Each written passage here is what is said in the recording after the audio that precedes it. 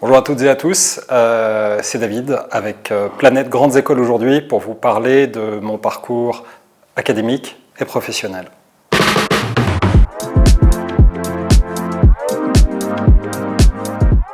J'ai un double parcours académique qui sur le papier n'a pas forcément grand chose à voir. Après le bac, j'ai fait des classes préparatoires au lycée Louis-le-Grand à Paris, en l'occurrence une hypocagne et une cagne AL. Donc vraiment des lettres avec une spécialisation en latin, grec et philosophie. Et après cela, j'ai fait une école de commerce, HEC, où j'ai fait pas mal de finances avec une spécialisation en dernière année en entrepreneuriat. ENS Ulm, c'est une vieille institution qui a été créée sous la Révolution française ou au tout début du Premier Empire et qui a vocation principalement à former des chercheurs universitaires, que ce soit dans le domaine des lettres, des sciences humaines ou des sciences dures.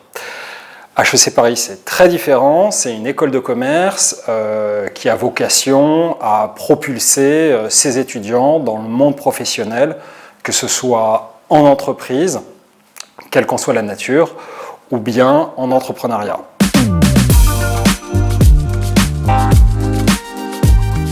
Alors, qu'est-ce que c'est que le MNS? C'est l'acronyme pour Mergers and Acquisition, fusion-acquisition en français. Il s'agit d'un travail qui se passe en banque d'affaires. L'objectif, quand on est analyste, est assez simple, c'est d'identifier et de construire pour des clients corporate des opportunités, soit de cession de leur entreprise ou d'acquisition de concurrents. Très concrètement, cela consiste à faire des études de marché, des études du panorama concurrentiel, à construire des modèles financiers assez sophistiqués et aussi à se livrer à des exercices de valorisation pour comprendre combien vaut l'entreprise qu'on souhaite céder ou combien vaut l'entreprise que l'on souhaite acquérir pour notre client.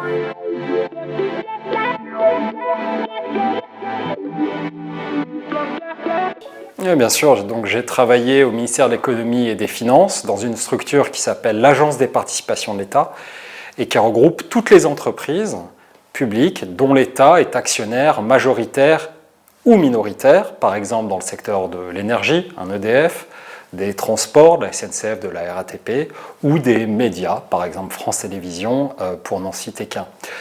C'était un job assez passionnant où on doit conjuguer deux choses.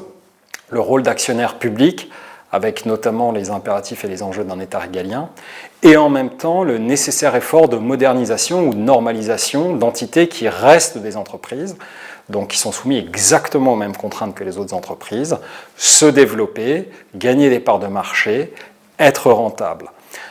J'ai été frappé dans cette expérience, et contrairement peut-être à ce que l'on pourrait croire de très loin, par l'extrême dynamisme de mes collègues au ministère et leur très grande intelligence. On peut dire même, si on force un tout petit peu le trait, que le principal aspect de la rémunération de ce job-là a été les qualités incroyables des gens que j'ai pu côtoyer et qui d'ailleurs ont eu toutes et tous une trajectoire absolument époustouflante.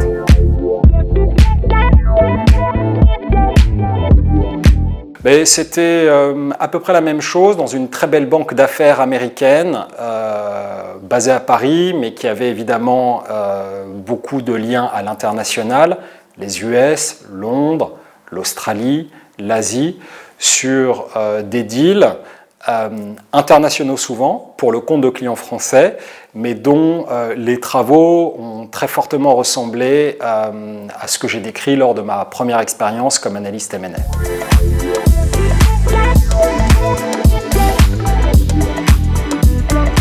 C'est très différent de travailler dans un environnement qui est celui du conseil, que ce soit un conseil stratégique ou un conseil financier, et de travailler dans un grand groupe. Dans un grand groupe, en réalité, il y a plusieurs parties prenantes qui ne parlent pas toujours le même langage. Il y a d'un côté le siège sur des fonctions support qui vont s'appeler RH, finance, stratégie, et de l'autre des opérationnels du quotidien. En l'occurrence, Casino, c'est un distributeur, donc on va parler d'enseignes, de supermarchés, d'hypermarchés, et tout le défi, quand on travaille soit sur des fonctions support, soit sur des fonctions support rattachées au siège, c'est de faire en sorte qu'il y ait une parfaite fluidité entre les impératifs d'un grand groupe coté et en même temps les réalités métiers extrêmement opérationnelles de carrelage, on dit dans le jargon, de ces gens-là. Si l'on est trop dans l'opérationnel, on perd de vue les objectifs long terme, mais si on est trop, disons, dans une perspective siège, on reste très déconnecté du terrain. Moi, j'ai trouvé cette expérience extrêmement enrichissante parce que vraiment, elle a été multidimensionnelle. Il ne faut pas être monolingue, il ne faut pas être bilingue, il faut être multilingue toute la journée selon le type d'interlocuteur à qui on s'adresse. Donc, ça a été une expérience qui sans ça, venant d'un univers encore une fois financier ou du ministère de l'économie et des finances, me manquait terriblement et que j'ai pu acquérir tout au long de ces années.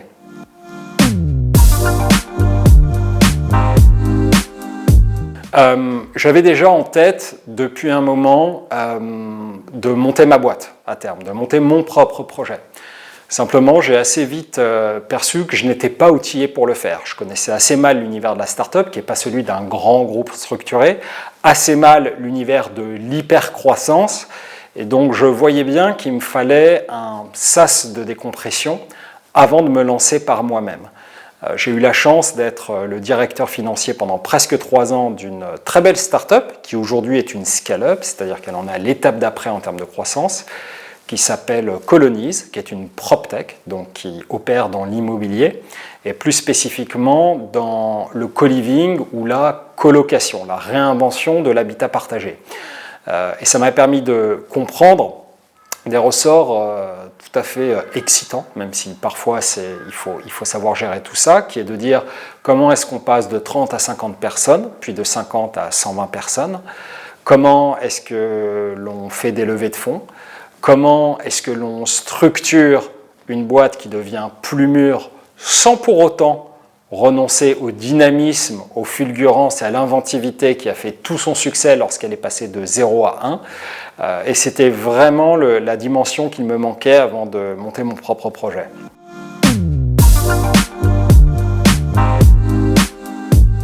Alors ce qui est très intéressant, c'est que les avantages et les inconvénients, ils sont extrêmement clairs. Il n'y a pas de zone grise.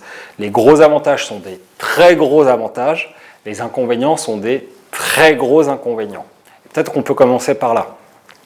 D'abord, quand on est dans l'entrepreneuriat, il faut apprendre à naviguer en zone de certitude raisonnable. Il n'y a pas de science de l'entrepreneuriat, c'est plutôt un art. Ça veut dire quoi? Ça veut dire qu'on n'a pas d'autre choix que d'être extrêmement dynamique pour pousser les choses de 0 à 1, avec une très forte obligation de moyens, sans savoir exactement quel va être le résultat. On a une idée, puis une idée et demie, puis 2, et on itère en permanence sur ses propres idées au contact de ses interlocuteurs, de ses partenaires, de ses prospects commerciaux ou de ses clients. Et en fait, il faut accepter cette très grande flexibilité-là. Sinon, on devient dogmatique dans un monde qui évolue extrêmement vite. Le deuxième inconvénient, c'est évidemment celui d'absence de statu quo. Il y a tellement de confort à être salarié d'un grand groupe. Souvent, quand on discute avec ses potes, ils passent leur temps à se plaindre de leur vie de bureau, de leurs collègues, de leurs managers, de leur rémunération, de leurs perspectives d'évolution. Ok, mais il y a quand même une vérité très crue, c'est qu'ils ont tout un ensemble de droits et à la fin de chaque mois, il y a le même salaire qui tombe. Quand on est au début de sa trajectoire professionnelle, qu'on veut de manière très pragmatique, acheter un appartement, s'installer en couple, mettre des sous de côté, c'est quand même un avantage qui est extrêmement significatif. Donc l'incertitude d'un côté, l'inconfort de l'autre. C'est probablement les deux principaux inconvénients. Les avantages en revanche, et ils font plus que les compenser largement. D'abord, c'est le fait de construire quelque chose en nom propre. On ne se réfugie pas derrière le nom propre d'une entreprise. Je travaille chez EDF, je travaille chez L'Oréal, je travaille au BCG. Non, c'est son projet. C'est celui qui porte son nom en passant par pertes et profits, mais c'est quelque chose dont on peut être assez fier, encore une fois, quel que soit le résultat final. La deuxième chose, encore faut-il l'accepter, c'est la liberté. Pas la liberté de faire n'importe quoi, mais la manœuvre dans l'action. Les grandes décisions qui donnent les différents infléchissements à un projet entrepreneurial, c'est toi qui en décide et personne d'autre. en accord avec tes cofondateurs, si tu en as, en accord avec tes actionnaires, si tu en as. Mais le poids de la décision, qui est à la fois une charge et une liberté, te revient complètement. Deuxième avantage, par rapport à la vie de bureau, ça peut paraître anodin, mais ça ne l'est pas du tout, c'est l'organisation de son temps de travail. Au fond, parfois on travaille plus tard, moins tard, un week-end, pas un week-end. Mais ça veut dire quoi? Comme c'est ton business que tu es en train de créer, tu ne fais pas de tâches inutiles juste pour faire du présentéisme ou pour plaire à son manager. Chaque chose que tu fais, tu le fais parce que tu estimes, à tort ou à raison, que ça a un impact direct sur la trajectoire de ton business. Troisième avantage, qui est très important aussi, c'est les rencontres. Ça peut paraître tarte à la crème de dire qu'on rencontre des gens formidables, mais d'ailleurs ils ne sont pas tous forcément formidables. En revanche, tu rencontres une très grande diversité de personnes. Et la première chose que tu dois faire, c'est t'ouvrir sur le monde. Souvent, quand on se lance, on peut avoir le sentiment qu'on est seul sur son projet, qu'on est seul face à soi-même. Et c'est vrai, parfois on est seul face à ces questions sans réponse, à ces angoisses, à ces inquiétudes. Mais en réalité, l'écosystème, surtout en France, est tellement bien fait, tellement nourri à travers des réseaux, des écosystèmes, Station F, des partenaires, que c'est une richesse humaine que je trouve tout à fait épatante.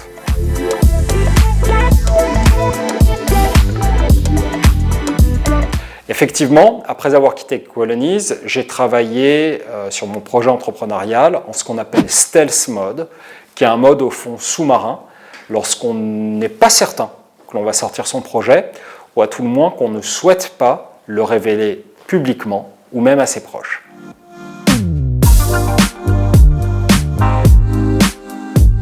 On a lancé officiellement Rules en septembre 2023.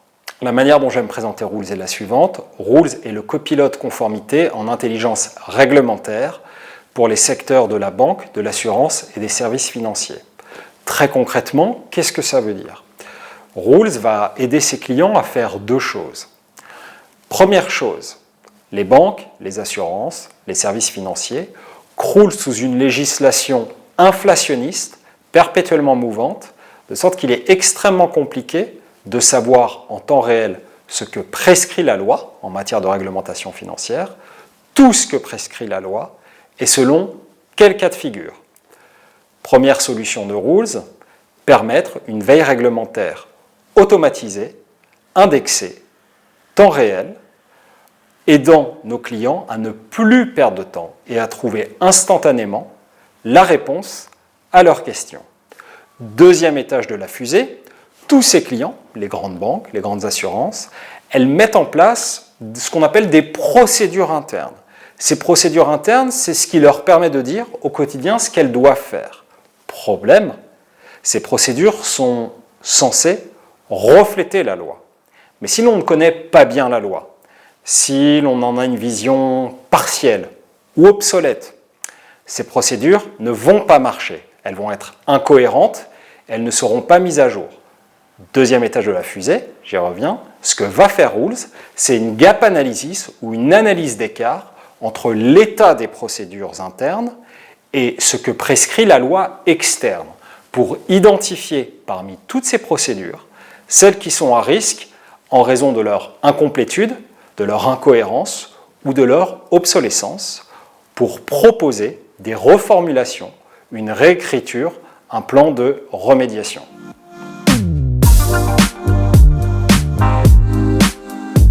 D'abord, avant de rejoindre Station F, je pense que je connaissais assez mal ce que c'était. Et c'est en y allant, quand on a lancé Rules en septembre 2023, que j'ai vraiment compris la chance qu'on a, alors pas seulement nous, mais je pense les startups qui se montent en France, d'avoir un écosystème comme celui de Station F. Station F, c'est rien de moins que le plus gros incubateur au monde de startups.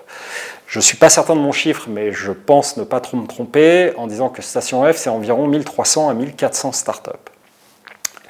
Un écosystème très bien organisé, extrêmement dynamique, avec une très forte exposition des startups qui y sont, et surtout un accès à énormément de ressources.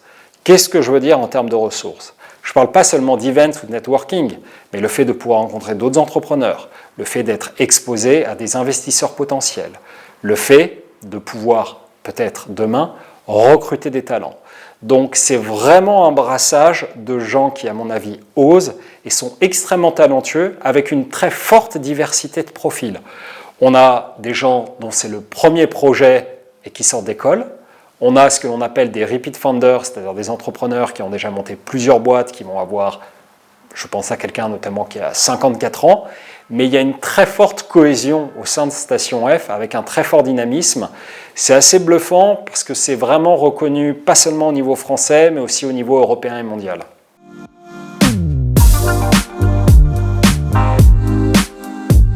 Alors qu'est-ce que c'est que le Futur 40 ? C'est au sein du dispositif de Station F.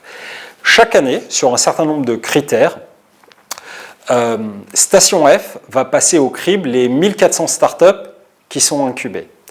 Et sur ces 1400 startups, Station F va identifier 40 d'entre elles qui sont réputées, à charge ensuite pour les entrepreneurs, et je vois bien le sujet d'exécuter et d'accomplir la promesse, mais réputées les plus prometteuses, sur un certain nombre de critères qui ne sont pas, comment dirais-je, exclusifs, mais on n'est pas obligé de cocher toutes les cases. Je vais en citer quelques-uns parce que je ne les connais pas par cœur.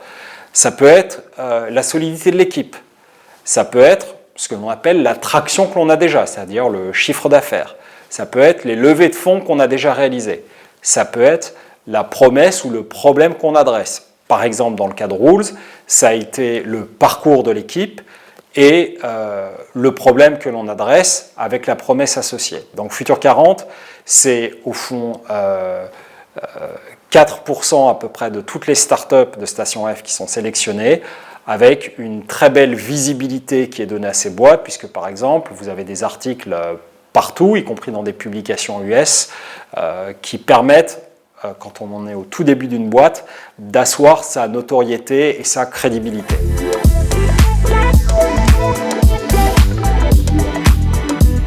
Peut-être 3 conseils à donner. Il n'y a pas de bon moment, il n'y a pas de bonne idée, et créer un produit avant de créer une boîte. Il n'y a pas de bon moment, tous les cas de figure sont envisageables. Pour ma part, j'ai décidé d'accumuler une certaine expérience dans une industrie donnée pour éviter tous les choses-trappes qui sont parfois ceux des entrepreneurs quand ils se lancent trop jeunes. De sorte qu'à titre personnel, je connais mon industrie, j'ai créé un réseau et surtout j'ai une crédibilité dans le secteur qui m'intéresse. A l'inverse, quand on se lance en sortie d'école, on a une énergie, on a une agilité, une flexibilité qui sont des armes décisives. Pourquoi ? Parce que comme on le dit, ce qui compte à la fin, c'est le mental. Et la réussite, elle se joue à 200% en mental au début d'une boîte. Il n'y a pas de bonne idée non plus. Tous les cas de figure sont envisageables. On peut se lancer, ce qui est un peu mon cas, sur une industrie, un secteur que l'on connaît, où on avait identifié un pain point depuis un certain nombre de temps, mais on peut aller aussi sur quelque chose que l'on ne connaît pas, que l'on n'a pas pratiqué, tant qu'on aime ce qu'on fait et qu'il y a vraiment un besoin client à adresser. Troisième chose, ne pas commencer par créer une boîte avec des statuts en se créant de l'admin, du juridique inutilement. Pourquoi ? Déjà, la première chose à faire, c'est valider une idée, et mieux qu'une idée, c'est valider un début de produit. Mon conseil serait de shipper quelque chose très rapidement, même complètement lacunaire et même très laid, on s'en fiche, tant que ça nous donne la possibilité de le mettre tout de suite sur la table, de le tester avec un premier cercle exigeant mais bienveillant, et de valider, d'itérer ou de corriger le tir. Et c'est seulement quand on a déjà 2 doigts dans la prise, presque on est en retard sur toutes les formalités de constitution d'une boîte, qu'on le fait. Avant, on s'achète juste de la réassurance psychologique pour se convaincre qu'on fait une boîte comme des grands, mais la réalité, c'est que ça ne sert à rien. Encore une fois, c'est ce que j'ai fait, donc j'en parle de manière très décomplexée.